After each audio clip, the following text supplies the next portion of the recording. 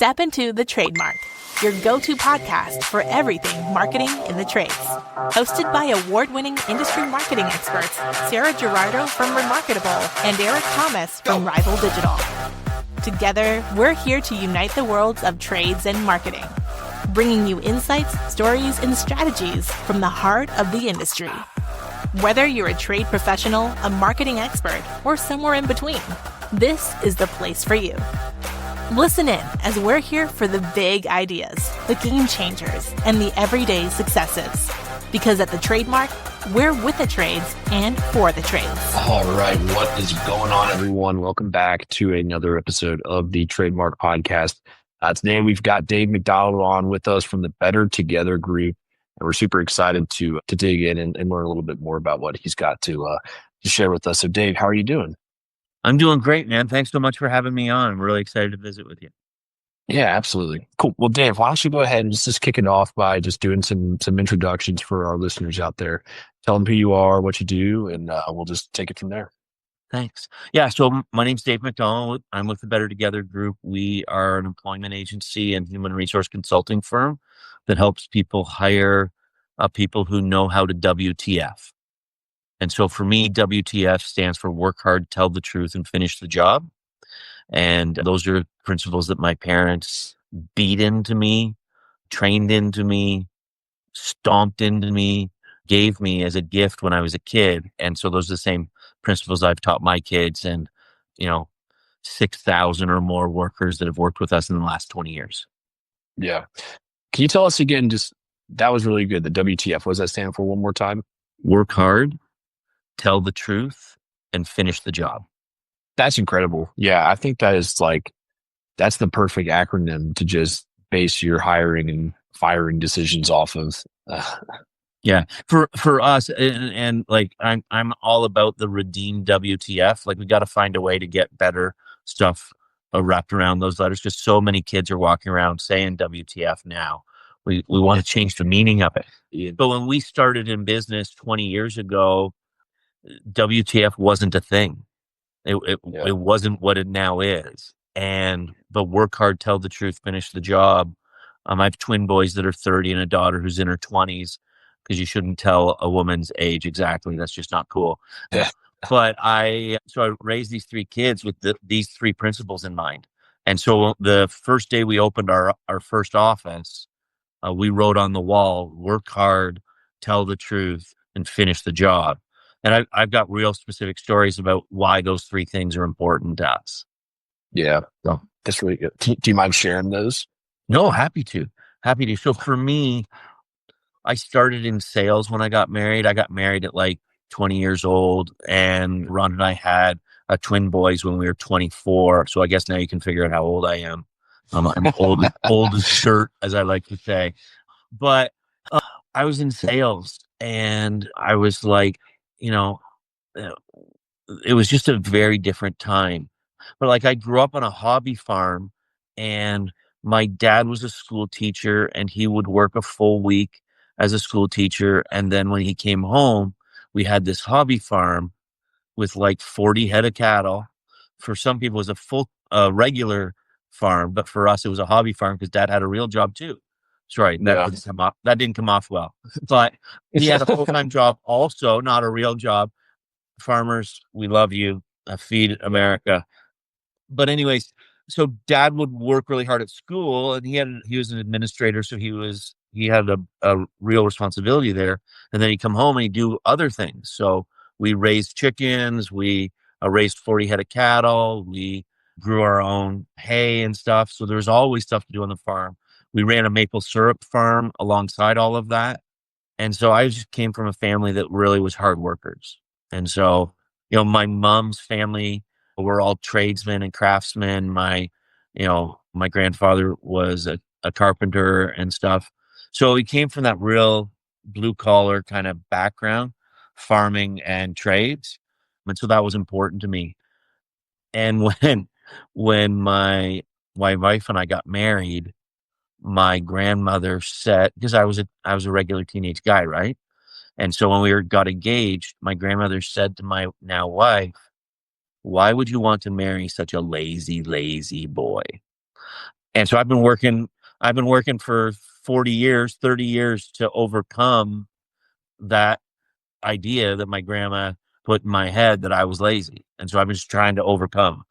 And then tell the truth was important to me because I started to say I was in sales, and in your 20s in sales, lots of people are like, well, you can say anything to get the deal done. And, I worked for replacement window companies, and every sloppy, awful sales job you had, I did it. And they were all about lying to customers. And there was a crisis of conscience when I was like 28, where I could take you to the building and the spot in the building where I came to a crisis of conscience and was just like, I'm not going to lie. I'm not going to lie to get business. I'll never do that.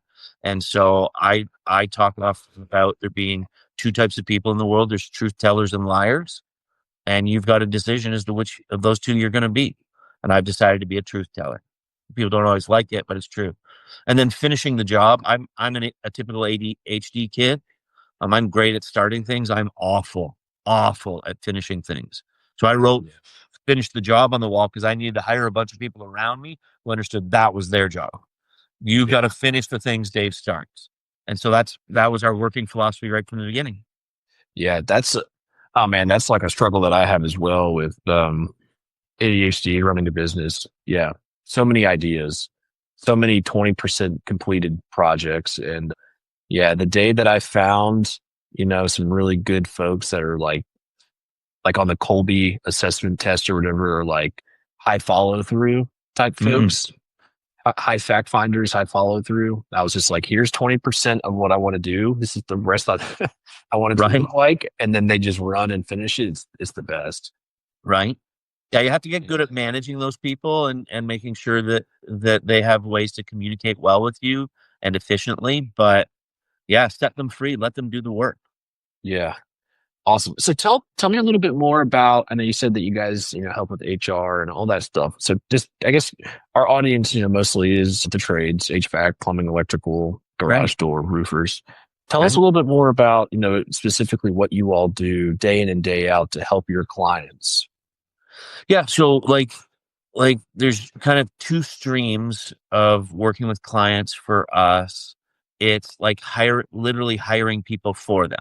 So, honestly, most of the guys that run businesses like that are great at doing those tasks, and they find that the business around those tasks are more frustrating to them, and they probably don't have a lot of HR acumen or like they hire buddies, they hire a guy who's good on another project, and they move them over to their team. And so we really work hard to help them find the right people to do the work and to free them to do the work that they're great at and that they love, and to offset stuff to us that they hate and makes them want to poke their eyes out. Yeah. I love that. So the second way we do it is when people have hired a bunch of people that they don't really. So the second avenue, primarily hiring, but also just coaching people. Like when you've got a bunch of people on your team and you want to knife them all, that's not a good thing. And so like there was literally a day I walked into my office and I fired every person that worked for me, and I started again. It was just like, I thought you guys got it. You don't get it. Everyone out. I don't recommend that. That's not a good way to do it. And so what we try to do now is help people learn from our mistakes. Yeah. So that's tough. I know a lot of business owners have been in that spot before where like they have pretty much turned into the executioner and they're just walking in just flashing. Right. Which is really tough. Yeah. So yeah, I help like in your listeners and like, are they mostly 10 or fewer kind of employees, or how do they? I would say most probably have more than 10. Okay. Yeah, probably more than 10. But I am curious though, like just kind of piggybacking off of that second stream where, you've got a bunch of people and you don't know what to do with them. You feel like, knifing them all. How do you feel in most instances? Like, how do business owners even get to that point? Like how do they get to that point where they've got a team full of folks that they want to just slash and get rid of? Yeah, well, it doesn't happen intentionally. I'll tell you that. What happens is you hire a guy, and the guy has a buddy, and you hire his buddy, and they've got a really good little crew that they're working together, and you kind of let them work independently, and like you just start assigning them stuff, and then they're working so independently, they're like, oh, we can screw off for a little bit, or we can lay back here. Billy Bob doesn't know what's really going on.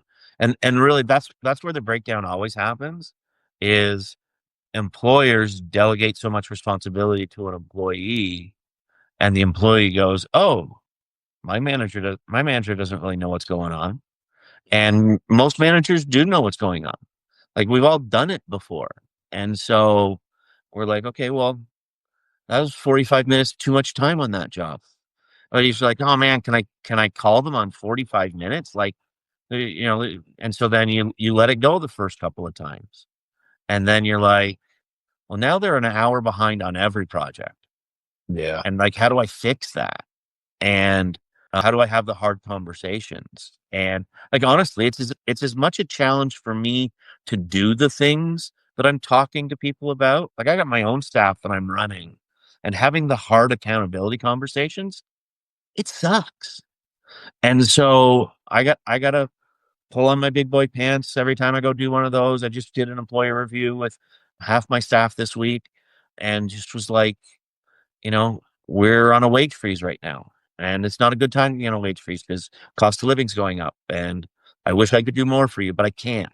And so having those hard conversations with people sucks, and you need other people around you to spur you on to have those conversations. I like listening to Craig Groeschel a lot about like leadership, the Craig Groeschel Leadership Podcast. And he's begun teaching folks that, like, instead of like when you have like an employee that requires, kind of like a write-up or some type of disciplinary action, instead of saying like, hey, we're going to have a difficult conversation, saying we're going to have a developmental conversation, like calling it that way. It's like, psychologically, you're not like spooking the person, like, hey, this is going to be a tough thing to hear. Like, this is going to be that really works though. Like, any conversation, just like development, like any adjective you put in front of that, they know they're who. Yeah. And Craig's a great communicator, and I don't want to diminish him in any way. He's led larger organizations than I've ever led, so I don't want to minimize that. Yeah. But I think what happens is it's not about the words you use. It's about doing the conversation. And whatever words you use need to be authentically you. And so, for a roughneck like me to show up and say, well, I'd like to have a developmental conversation with you.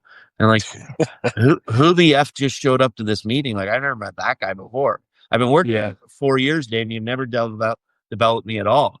Yeah. And so it's like, you have to be authentic in the moment. Yeah. And so like, I would just encourage you to have those conversations. The biggest challenge for me is one, wimp junction, when I wimp out and I don't do what I know I need to do.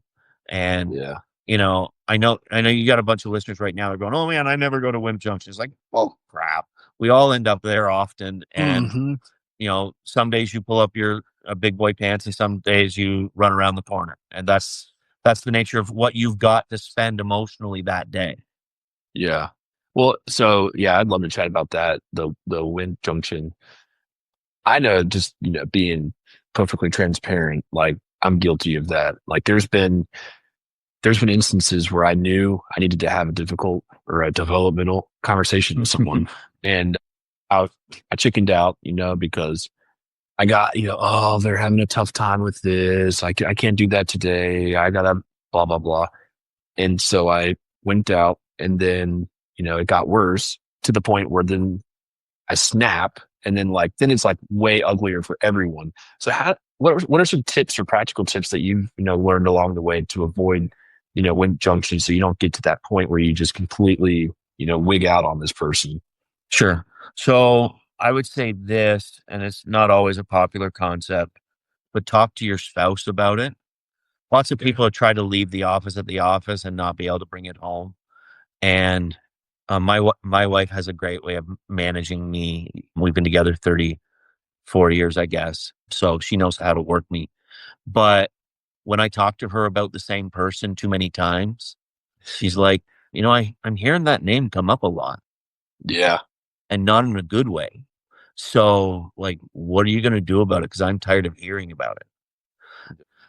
And my wife's the kindest, nicest person on the planet, but with me, she can be very forthright and honest and direct, as you only want your wife to be. And so she keeps me on the straight and narrow. The second thing I would say is we need to get over the concept that we're going to hurt them.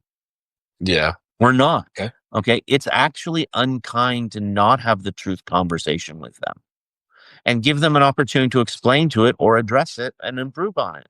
But when you get to the spot where I've not addressed it and I just fired them, we should feel guilty over those. Those are the ones where we should feel like, man, I didn't do that right. I need to do better next time. Or, once we get past the relationship, someday I'm going to have to go back and take that guy for a coffee and say, I don't know that I handled that right.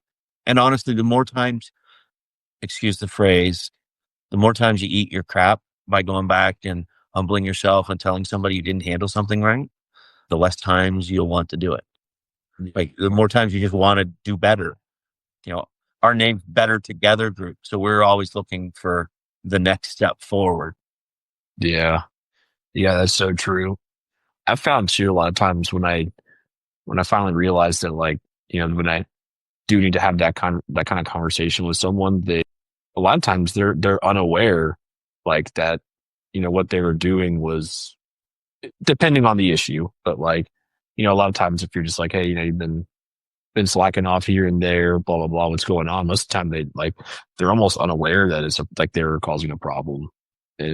And then that's what happens too. You go to fire someone and they're shocked. They're like, wait, I had no clue there was a problem. What's happened? But like deep down, you're just like been pissed at this person for months, and then right.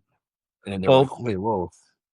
Yeah, what I would say is in my organization, what I found, and I have to be really careful about this, but just based on who I am as a person, someone is always in the next to go seat. And so, and it changes from month to month and week to week. And I don't always act on it, but I'm always looking for improvement. And so I'm always like scrutinizing the staff in a way that's like, okay, not you, not you, not you. Oh, there's an issue that I'm familiar with. Yeah. And I need to make sure that I'm addressing those issues. And so not in some big form or formulaic methodology, just in conversation with people, like talk to your people, care about your people, understand what's going on, and say, hey, you know what? I recognize you're going through a tough time, and I don't want to be harsh with you, but we have some things we're trying to get done here. And if you don't think that you can do those things, then we just need to have a conversation about that and understand how long that's going to be an issue and how much room I have to cushion that for you and how much, you've got to do. We talk in our organization, personally, we talk a lot about, so I have 3 I's. I talk about intensity, integrity, and intentionality. And integrity to me in the workforce is giving your all every single day. And there's so many people in the work environment currently who don't believe in giving their all on any day. Yeah. And I would just say that person doesn't have integrity as it relates to the job. Yeah. When you're working, you should be giving your fullest effort, your fullest capability. You shouldn't be working to rule, but you should be really engaged and doing all that you can. Now, the one thing you have to understand is if you've hired a guy whose wife just had a baby, okay, his all on Tuesday might be 50% of what it was on Monday, because if the baby was up half the night, just showing up for work that day was a big deal. And so you need to understand people's life situations. You need to accommodate them to a point, and you need to address them when it's occurring so that you can build a framework around how to move forward together. Yeah, that's really good advice. Cool. So Dave, is there anything that, because I know I have a tendency to pick up little things and go way off into left field. Is there anything we haven't chatted about yet that you were hoping to maybe cover or talk about in this conversation that might be useful for our listeners? Sure. One of the things that I just really gotten on board with recently is the concept that all business owners need other business owners to spend time with and talk to. And so I've started a peer group, and I've been attending a peer group where I'm connecting with other business owners on a regular weekly basis and talking about our business and talking. For me, it's really important to talk about faith and business together, because I can't separate the two things. And so while I have a foul tongue, I also quote scripture frequently when I'm talking to clients and stuff. Yeah. And so it's a balance, just to be transparent in who you are. But it's really important to not go through the entrepreneurial life, the small business owner's life alone. And so, yes, have a spouse you can talk to or a partner you can talk to, and then also have other people that are like-minded in the way you want to manage your business that you can talk to on a regular basis.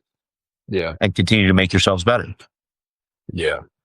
I agree. I think having a small group of some sort to talk to is super important. Sure. For sure. Yeah. Cool. Yeah. So is anything else in particular that that we haven't hit on yet that you're hoping to chat about? Yeah, no, those would be my kind of couple real takeaways. Work hard, tell the truth, finish the job is super critical for anybody that you're hiring. But talk about those principles in the interview process. Make sure that you're trying to emulate them yourself. Don't make it your process if you're not doing it. Okay, if you're slocking it, don't talk about it. Yeah. And then the other thing we talk about is integrity, intensity, and intentionality. And so what we want is people that are filled with integrity as it relates to their workplace, people that have intensity, a real fire that's burning in them, and then the intentionality to carry that like for HVAC people, you get this. You need the intentionality of the ductwork to take the heat to the right places in the house. Yeah. But you got to have enough fire in the box to make it work. So the fire in the box is intensity. The heat ducts are intentionality, and the firebox that contains it and turns it not into a house fire but into a furnace, that's your integrity. Yeah, that's a great analogy. I think that's a great place for us to go ahead and start wrapping things up. So Dave, I really do appreciate the time you spent with us today. I think there was a lot of really good takeaways here for our listeners. What are some ways that those that might be listening can learn more about about your company or maybe even get a hold of you? Thank you. They can reach out to me at dave@wtftalks.work or dave@bettertogethergroup.com. So that's the easiest way to get a hold of me. Go to those two websites and you can learn everything you need to know about me. Awesome. And again, that's bettertogethergroup.com. We'll link that in the notes for anyone listening that might want to learn more. Definitely recommend checking them out and getting a hold of Dave. Smart guy. And it's definitely something that every business owner needs to take seriously, is hiring and firing for sure. So appreciate you all tuning in for another episode, and we will catch you guys soon. Thank you. Thanks for joining us, everyone. And that wraps up another episode of The Trademark, where we bridge the worlds of the trades and marketing, one story at a time. We can't wait to see you next time. Thank you to the trades for giving back big, loving big, and taking massive action. Don't forget to join us next time for more engaging conversations and innovative ideas. If you enjoyed today's episode, please leave us a review and share it with your colleagues and friends in the trades and marketing. Your support means the world to us. Stay connected with us off the air by following us on social media. We'd love to hear your thoughts and get your feedback. Until next time, keep making your mark in the trades. Thank you for listening to The Trademark. Goodbye for now, and remember, we're with the trades for the trades.